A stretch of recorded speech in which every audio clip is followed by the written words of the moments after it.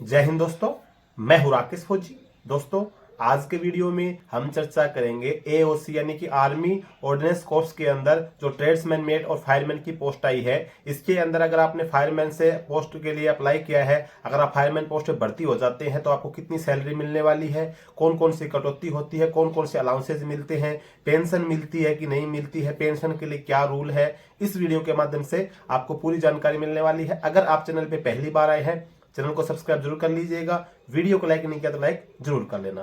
तो दोस्तों, एओसी के अंदर यानी कि आर्मी ऑर्डिनेंस कॉर्प्स के अंदर अगर हम फायरमैन की सैलरी की बात करें तो इसका जो सैलरी का स्केल दिया है 19,900 से लेके 63,200 का स्केल इसके अंदर दिया गया है। अब बात करते हैं कि 19,900 से आपकी सैलरी स्टार्ट होगी और 63,200 के बीच में आपकी सैलरी बनती है। तो इसके बीच में आपकी कितनी सैलरी बनेगी? तो 19,900 आपकी जो है उसके अंदर वो बेसिक पे दी गई है, यानी कि जो आपकी स्टार्टिंग पे होगी, बेसिक पे जिसको बोला जाता है, 19,900 होगी। उसके बाद में जो आपके अलाउंसेज होंगे उसी 19,900 के ऊपर जो परसेंटेज मिलेगी वो मिलती है। अब फर्स्ट में जो आपका पहला जो सैलरी का शुरुआत होती है वो होती है आपकी बेसिक पे से, यानी कि 19,900 रुपए आपकी बेसिक पे होगी। इसके बाद में आपको मिलता है डीए, जिसको महंगाई भत्ता बोला जाता है। महंगाई भत्ता सेंट्रल गवर्नमेंट के सभी कर्मचारियों को भी अभी वर्तमान में 38% आपको ये डीए मिल रहा है, महंगाई भत्ता, जो आपका साल में 2 बार बढ़ता है, जनवरी और जुलाई के अंदर। तो अभी वर्तमान की हम बात करें, आज के टाइम की डेट के हिसाब से हम सैलरी जोड़ेंगे। अगर जब जिस टाइम पे आपकी ज्वाइनिंग आती है उस टाइम पे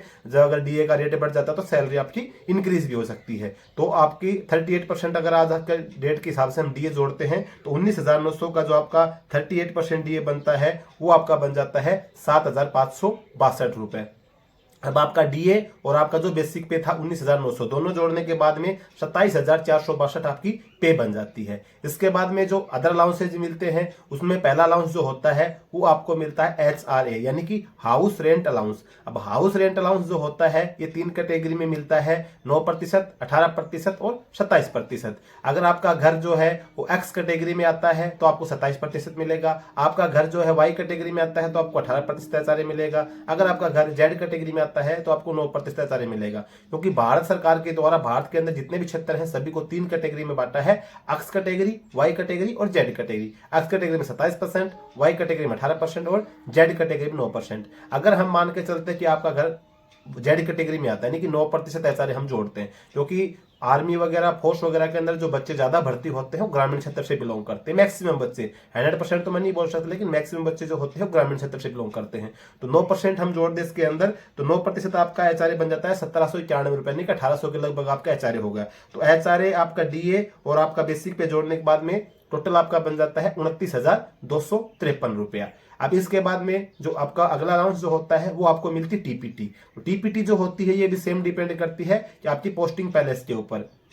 जैसे मेट्रो सिटी वगैरह, दिल्ली वगैरह, इनके अंदर आपकी टीपीटी ज्यादा होती है, लेकिन अगर नॉर्मल सिटी की हम बात करें तो 900 रुपए के आसपास आपकी जो टीपीटी बन जाती है। अब 900 रुपए आपकी मान के चलो टीपीटी हो गई है, इसके अंदर जितने अलाउंस थे उसके बाद 900 रुपए टीपीटी आपकी जुड़ेगी। तो उसके अलावा टीपीटी के ऊपर आपको डीए मिलता है, डीए ऑन टीपीटी, यानी कि टीपीटी 900 रुपए होगी, फिर टीपीटी के ऊपर आपको डीए मिलेगा 38%, तो 342 रुपए आपको डीए मिल जाएगा। तो टीपीटी और डीए दोनों जोड़ के जो आपका बन जाता है ये आपका हो जाता है 1,242 रुपए। तो आपका 19,900 आपकी बेसिक पे बन गई थी, 7,562 आपको डीए मिल गया था, 1,791 आपको HRA मिल गया, 900 रुपए आपको टीपीटी मिल गई, 342 रुपए आपको टीपीटी ऑन डीए मिलेगा, यानी टीपीटी का डीए मिल गया। टोटल करके आपकी 30,495 रुपए अभी तक आपकी सैलरी जुड़ चुकी है। अब इसके बाद में जो आपको मिलता है एक्स्ट्रा, इसके अलावा वो मिलता है फायरमैन से आप भर्ती हो रहे हैं तो आपको फायर अलाउंस मिलता है, उसको रिस्क अलाउंस बोल सकते हैं, फिर फायरमैन अलाउंस बोल सकते हैं। 2,700 रुपए आपको फायरमैन अलाउंस बोलो चाहे रिस्क अलाउंस, ये मिल जाता है।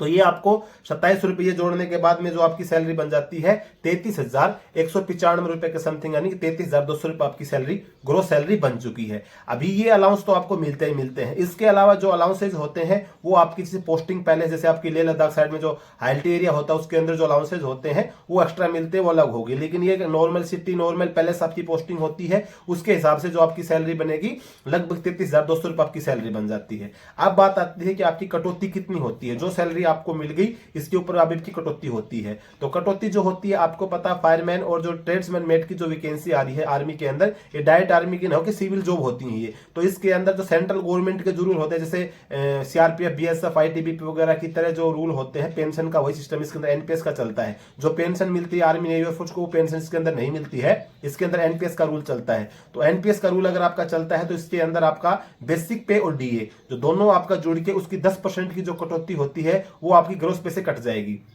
अब आपका बेसिक पे कितनी थी, 19,900 रुपए, और आपका डीए कितना बना था, 7,562 रुपए, टोटल बन के आपका 27,465 रुपए बना था। तो इसका 10% आपका कट जाएगा, यानी 27,462 रुपए का लगभग आपका 2,746 रुपए की आपकी कटौती हो जाएगी। अभी ये आपकी जो कटौती होती है, जैसे आप भर्ती होते हैं तो आपका एनपीएस यानी कि न्यू पेंशन सिस्टम के अंदर आपका परमानेंट रिटायरमेंट एक अकाउंट नंबर होता है, उसके अंदर ये पैसा जमा होता है। आपके बेसिक पे और डीए का 10% आपके सैलरी से कटता है, बाकी जो 14% होता है वो आपका गवर्नमेंट की तरफ से कंट्रीब्यूशन होता है, यानी कि 10% आपका कटेगा, 14% गवर्नमेंट का कंट्रीब्यूशन होगा। तो जितना अमाउंट बनता है टोटल आपका 24%, यानी कि आपकी जो बेसिक पे और डीए का 24% के समथिंग आपका उसके अंदर जो न्यू पेंशन सिस्टम है उसके लिए जब आप रिटायरमेंट जाते हैं उसी से आपके पैसे पेंशन बनती है, वो पैसा उसके अंदर जमा होता रहता है। तो आपके सैलरी से कटता 2746 रुपए, बाकी जो 14% गवर्नमेंट की तरफ से कंट्रीब्यूशन होता है। तो ये आपका इसके अंदर कटौती हो जाती है। 33,200 में से लगभग आपके 2,746 रुपए कटने के बाद में जो आपकी सैलरी बनती है आपके अकाउंट में आने वाली 30,499 यानी कि 30,500 के आसपास आपकी सैलरी बन जाती है। तो ये तो सैलरी आपको मिलती है। जो पेंशन जो होती है वो आपको लागू नहीं होती है। पेंशन का जो एनपीएस यानी कि न्यू पेंशन सिस्टम का जो रूल है वही आपके लिए लागू होगा। जो मैंने बताया है, आपका जो 10% आपका बेसिक पे और डीए का कटता है और 14% गवर्नमेंट का कंट्रीब्यूशन होता है। ये पैसा इकट्ठा होता रहता है। जब आप 20 साल के बाद में छोड़ते हैं नौकरी या उसके ज्यादा आप करना चाहते हैं, तो जब आप रिटायरमेंट जाते हैं तो जितनी आपकी सर्विस होती है उसके हिसाब से, जैसे आपको 20% दे देंगे जो टोटल अमाउंट जुड़ा होता है, उसके बाद जो पैसा बनता है उससे आपकी पेंशन बना दी जाती है। तो ये आपका पेंशन का इसके अंदर रूल होता है। आपका पैसा कटता है, कुछ गवर्नमेंट का कंट्रीब्यूशन होता है, जो रिटायरमेंट जाते हैं उस पैसे में से कुछ पैसा आपको दे दिया जाता है, बाकी पैसे की आपकी पेंशन बना दी जाती है। तो ये आपको समझ में आ गया। सैलरी आपकी मैंने बता दिया है, लगभग आपकी कैश इन जो आपके अकाउंट के अंदर जो सैलरी आएगी 30,000 से अबव सैलरी आएगी। जो एक नॉर्मल शिफ्टी के अंदर आपकी नॉर्मल जगह पे अगर पोस्टिंग होती है, जो मैंने आपको बताया, बेसिक पे हो गया, डीए हो गया, एचआरए हो गया, टीपीटी हो गया, डीए ऑन टीपीटी हो गया, और आपको जो फायर अलाउंस हो गया वो मिलता है। इसके अलावा अगर आपका जैसे घर एचआरए आपका वाई कैटेगरी में है, फिर एक्स कैटेगरी में, तो आपको एक्स्ट्रा एचआरए जोड़ सकते हैं आप, उसके हिसाब से आपकी सैलरी बढ़ जाएगी। या फिर आपकी जो पोस्टिंग है लद्दाख साइड में, जैसे आईएलटी एरिया में आ गई, तो वहां पे थोड़ा एक्स्ट्रा अलाउंस मिल जाता है, वो चीज अलग होती है। लेकिन जो नॉर्मल जो आपकी पे होती है, इतनी पे आपको मिलती है। जैसे आप भर्ती हो जाएंगे तो जो पे मैंने बताई है इतनी पे आपको मिलेगी। लगभग 30,000 रुपए के समथिंग आपकी फर्स्ट सैलरी आपके अकाउंट में आ जाएगी, सब कुछ कटौती होने के बाद में। क्योंकि जो कटौती होने से पहले जो आपकी सैलरी बनती है 32,000 कुछ बनती है, कटौती के बाद में आपकी 30,000 रुपए के समथिंग आपकी सैलरी, 30,400 कुछ रुपए आपकी सैलरी बनती है। तो ओवरऑल हम मांगने दो आपकी 30,000 सैलरी आपके खाते में जैसे ही भर्ती हो जाएंगे तो आ जाएगी। बेहतरीन सैलरी है, बढ़िया जॉब है, तो आप इसके अंदर अच्छी सी तैयारी करें और आप इसके अंदर सिलेक्शन पा लें। तो दोस्तों आज की वीडियो में बस यही जानकारी थी। अगर जानकारी आपको अच्छी लगी वीडियो को लाइक कर लेना, चैनल पे पहली बार है सब्सक्राइब जरूर कर लेना। जय हिंद।